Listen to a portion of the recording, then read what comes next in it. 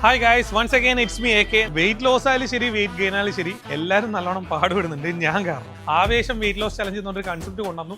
മുന്നത്തെ വീഡിയോയിൽ ഡീറ്റെയിൽ ആയിട്ടുണ്ട് കേട്ടോ. അപ്പോൾ ആ കൺസെപ്റ്റ് കൊണ്ടുവന്നേരം എല്ലാ സ്റ്റാഫും നല്ല കോമ്പറ്റീഷനാണ്. ഏത് ടീം വിൻ ചെയ്യും, ഏത് ടീം വിൻ ചെയ്ത് ആ പ്രൈസ് നേടും, ആ ക്യാഷ് പ്രൈസ് നേടുന്നുള്ള വാശിയിലാണ്.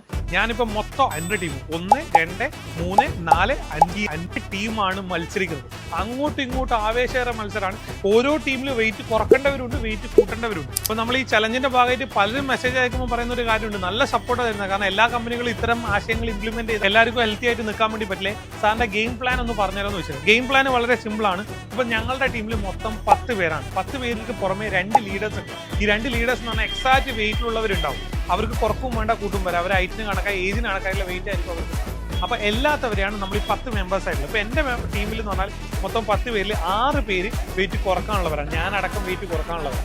അത് കൂടാതെ 4 പേരുണ്ട് വെയിറ്റ് കൂട്ടാനുള്ളവർ, അണ്ടർ വെയിറ്റിലുള്ളവർ. അപ്പൊ അവർ വെയിറ്റ് കൂട്ടണം, ഞങ്ങൾ വെയിറ്റ് കുറക്കണം. ഞങ്ങളിപ്പോൾ എല്ലാവരും കൂടി, ഞങ്ങൾ 6 പേര് കൂടി ഒരു 10 കിലോ കുറച്ചെന്ന് വെച്ചോ, ഞങ്ങൾക്ക് 10 പോയിന്റ് ആണ്. അതേപോലെ ഞങ്ങളുടെ ടീമിലുള്ള ഈ 4 പേര് ഒരു 10 കിലോ കൂട്ടിയെന്ന് വെച്ചോ, അവർക്കും 10 പോയിന്റ് ആണ്. അപ്പൊ ഞങ്ങളുടെ ടോട്ടൽ ടീമിന്റെ പോയിന്റ് 20 പോയിന്റ് ആണ്. ഇതേപോലെ ഓരോ ടീമിനും ഇതേപോലെ മാർക്ക് അടിസ്ഥാനത്തിൽ നോക്കും. ഏറ്റവും കൂടുതൽ പോയിന്റ് ഏത് ടീമാണോ എടുത്തത് അവരായിരിക്കും ഈ ക്യാഷ് പ്രൈസിന്റെ വിന്നർ.